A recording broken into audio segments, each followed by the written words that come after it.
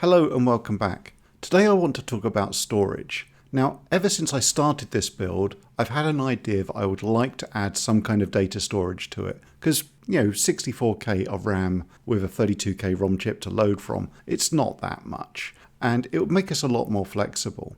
But I've had a whole bunch of requirements that I've been thinking of that have made it very difficult to pick a storage technology. So I'd like to start by taking you through those requirements, take a look at some of the options, and deciding what we're actually going to add to the system. Firstly, I want it to be 8-bit system appropriate, and that's both the general feel of the device, but also it needs to be something that I can drive with a rational amount of control lines and a fairly simple software stack, just to be able to fit it into the system.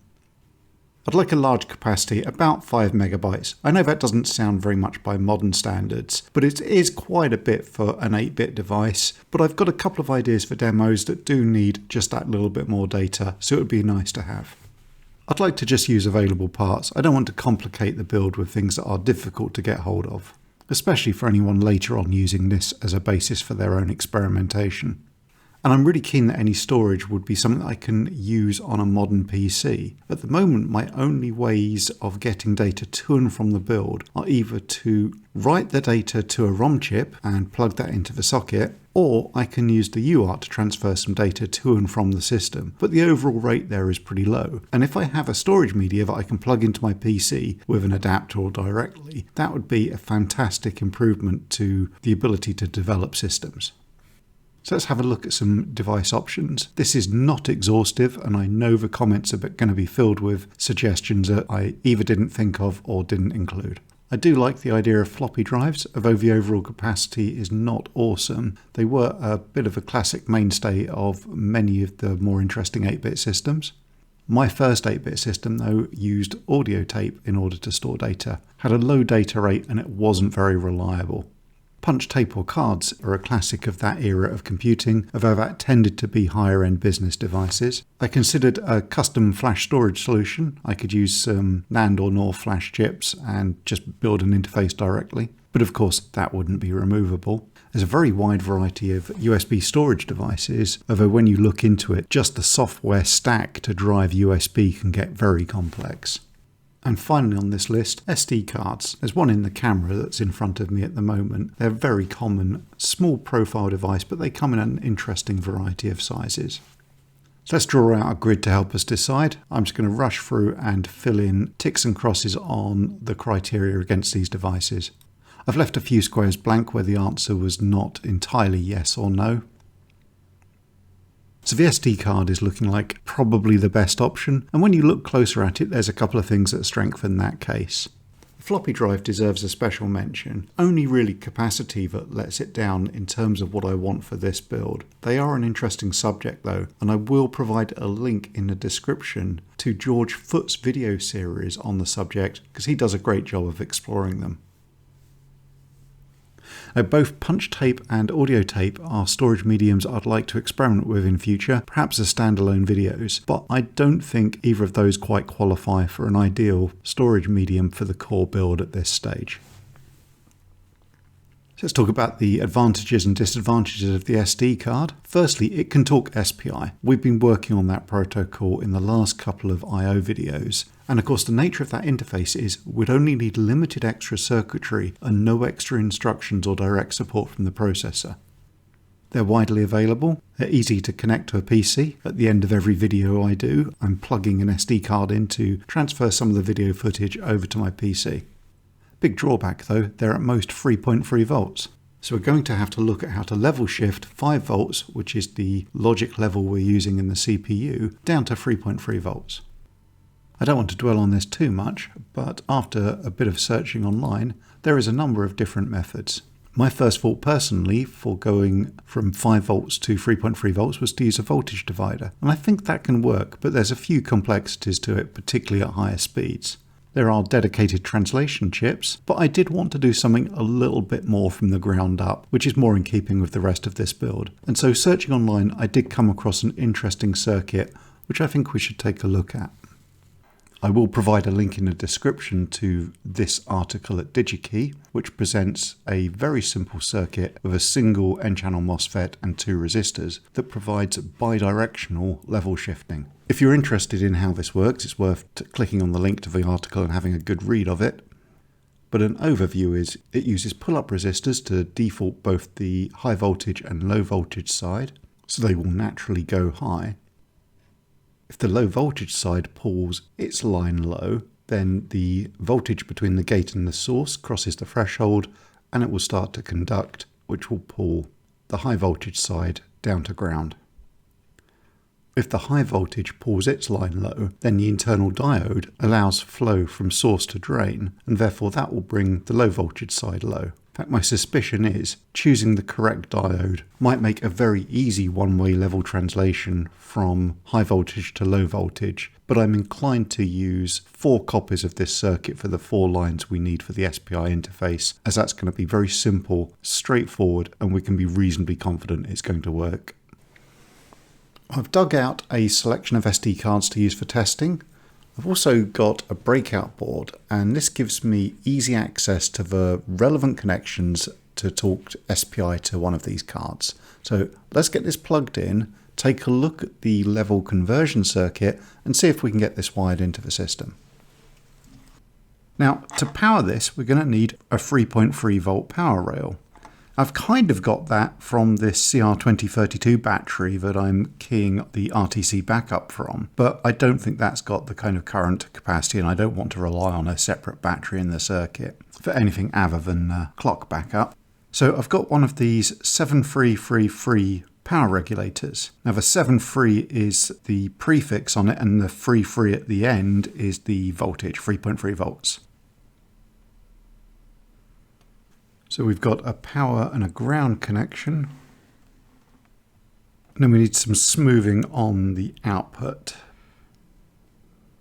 So I'm going to use a 200 nanofarad and a 10 microfarad capacitor, just like I use on the PCBs. And I think I want to check that before I move on.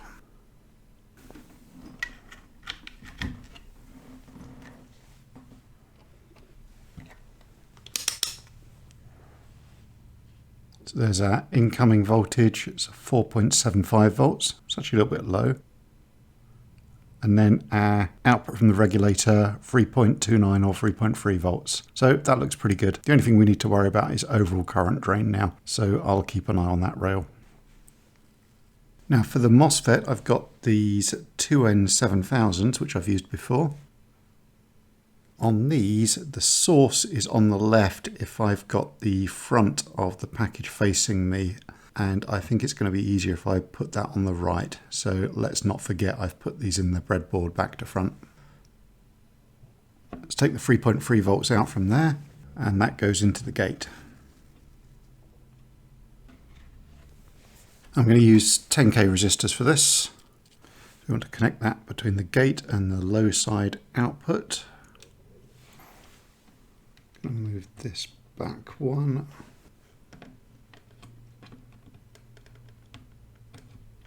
And I need to connect a resistor between the drain and the 5 volt rail, and I've suddenly realized that's going to be at a bit of an angle, so I'm just going to move everything along by one space.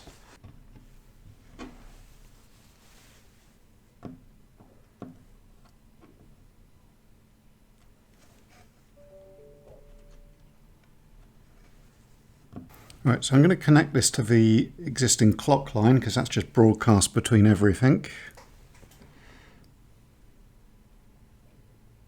Easiest if I just connect it up there. So in theory, this should be a 3.3 volt clock line. So I'm going to turn the oscilloscope on and give that a test because I'm very keen on taking everything one step at a time and being sure before I invest lots of time in the programming side. Right, the clock signal is going to generate if I access any device, and I'm going to use the MCP device, so an easy way to access that. Actually, let's start off looking at the 5 volt clock and then we can make a comparison. Now previously I had some monitor commands for updating the GPIO, which were outputting the data lines directly, but I've modified them since then to output via the MCP. So that yellow trace is showing us the chip select for the MCP board.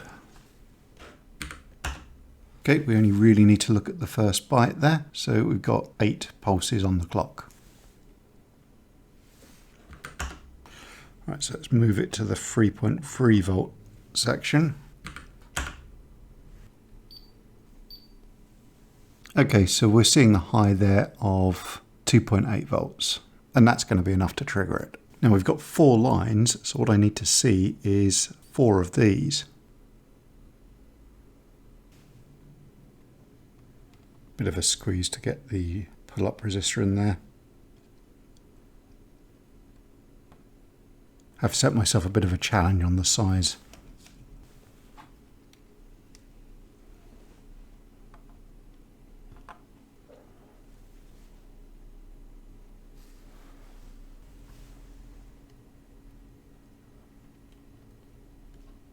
Right, so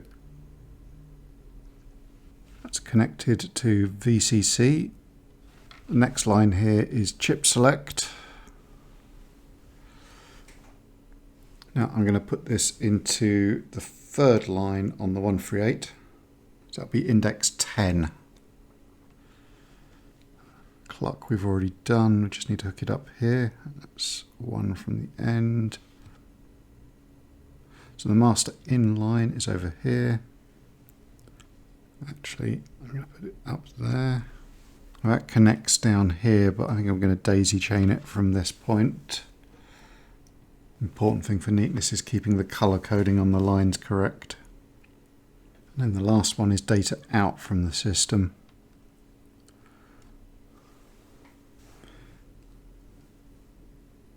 I'll just connect it to the same place as data out on the RTC. Okay, in theory, this is completely done. Let's plug an SD card in. Assuming this circuit works, what we've got is a whole load of programming just to get this up and running. Okay, so in theory, the SD card is now the third SPI device on the system. I've been warned the code to support these is a little bit tricky, so I think now's as good a time as any to dig in and start looking at that. Before we do anything else, define the chip select line. Now I've got the specifications for the SD card protocol. But unlike the other devices where we've got a fairly simple structure of set or read from a register, the SD card protocol is quite a bit more complicated. So what I'd like to do for this is follow a tutorial. Now I did a few web searches and this was a tutorial that came up as being quite well written. So I'll provide a link in the description. Now, as you'd expect, there aren't any tutorials out there for setting up an SD card on my custom CPU. So this one deals with talking to an Atmega microcontroller, and then we'll just adapt some of the code as we go. So first it deals with the connections. We've already made that. We've got a rough outline of the timing just for the raw data transmission and receipt, and we can look at this and see this lines up with SPI mode 0. And now this power up sequence is going to get interesting because this is the first thing we need to actually implement.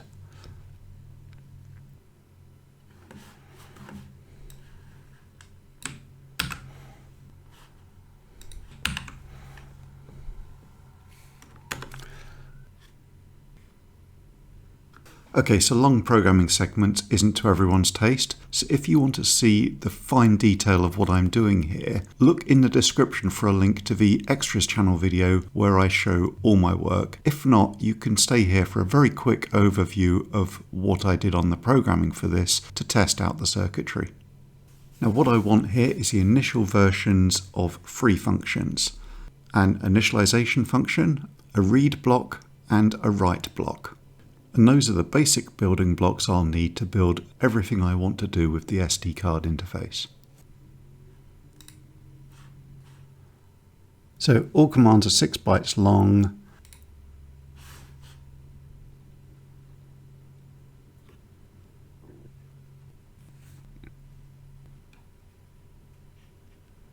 That code is translated very easily.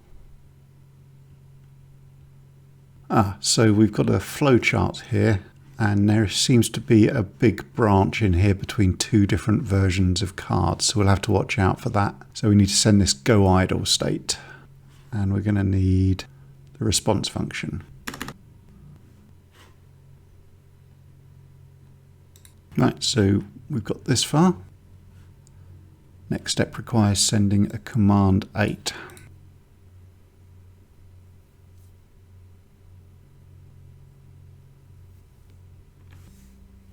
Let's get this read result 7 in.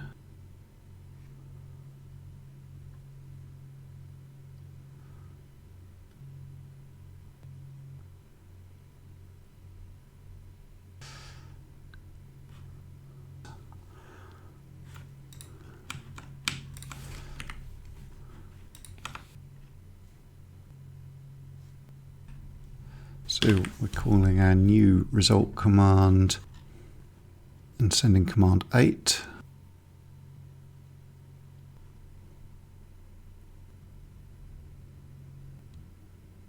That 1 was confirming that we're in idle state. Then this 5 has the bits for idle and for error set. Right, so we got an error back from that, and I think that's us taking this branch of the flowchart. So I'm going to try switching to a different card and see if we get a different result. Ah, yes, that worked. So for this card, we're on the Ava branch.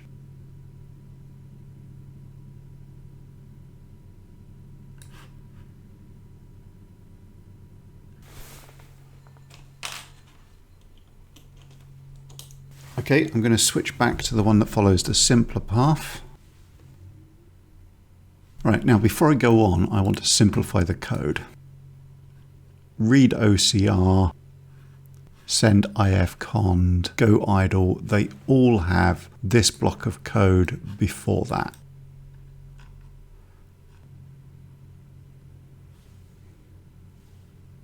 Quite a bit smaller as well.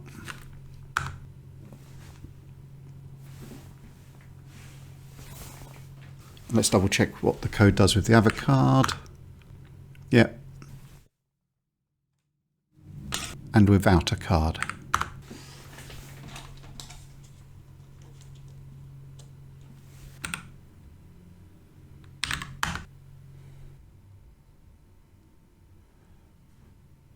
So we're down to here, and we just need to do this application command 41 and loop on that until either we declare an error or the card is returned as ready.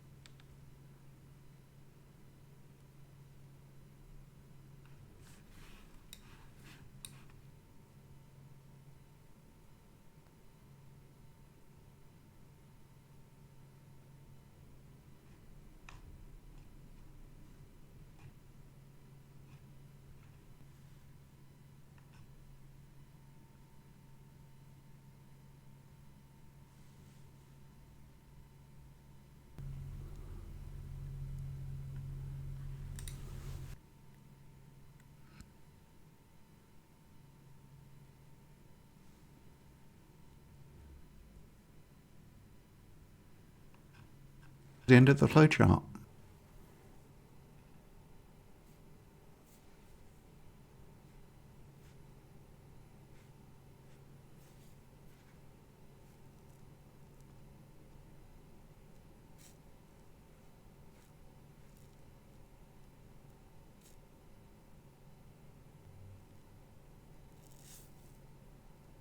Right, so now we're getting to the real interesting bit. So we've finished the initialization, and now we're going to try reading a block of data. Command 17, read single block.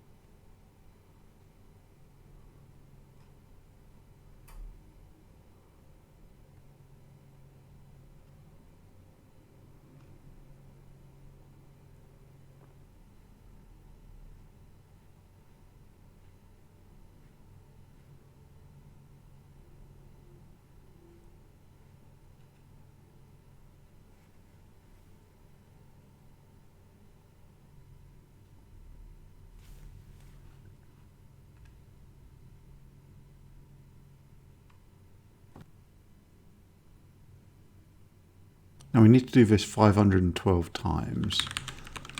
I'm actually going to do it twice in that loop, because it's really easy to make something loop 256 times.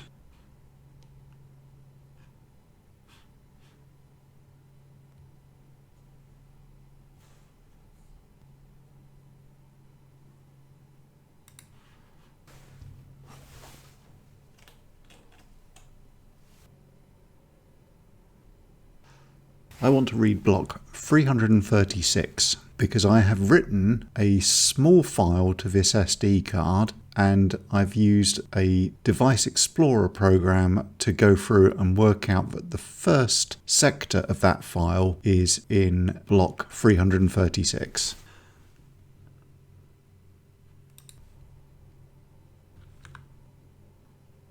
Let's give that a try.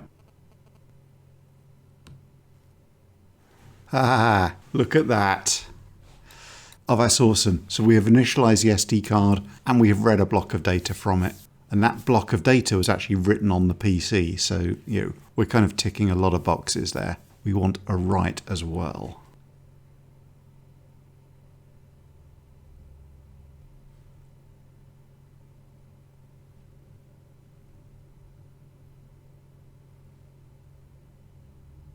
Okay, so write block, I'm going to use SI as the source location. It's the same ABC for the block address. Code is going to be very similar to this.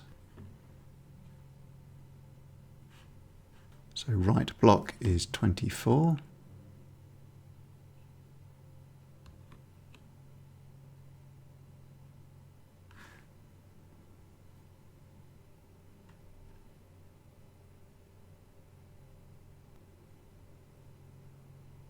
Now we write the data out.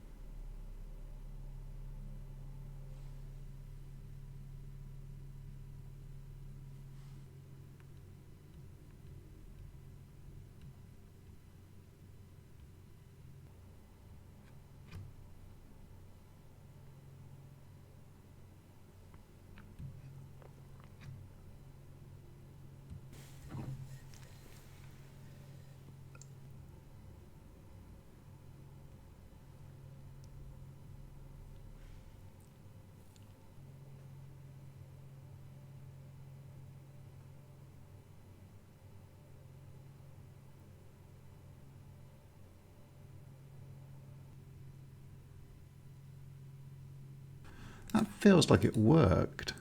That's the correct data. It has worked. Oh, awesome. As our final check, I'm going to put this SD card into a reader.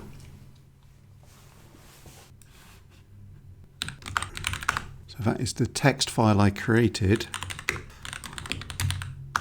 Haha, awesome.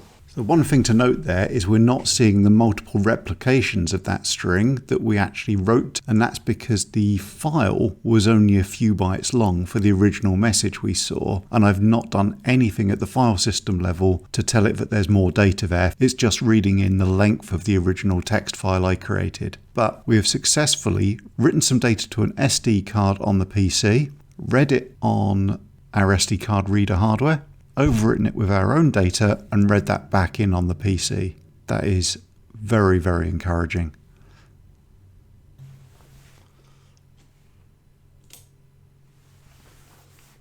Okay, I'm pleased with what I've got done. I've got some more work to do on this. There's some optimization and some refinement of their error handling, and there's a couple of code paths in there that I need to flesh out to get good support for a wide variety of SD cards. But we've got the basics working, and I'm very pleased with that progress. In a future video, I would like to start looking at the way file systems work. At the moment, we're treating this as a big old linear array of data, And when I've supported a file system, I'll be able to plug the SD card into my PC and start moving files to and from the system. And that's going to start making the whole thing feel like quite an interesting computing device. As always, I'd like to extend a special thanks to my patrons and everyone who supports me in various ways. I really appreciate it. And I hope everyone found this interesting. I'll see you again soon. Goodbye.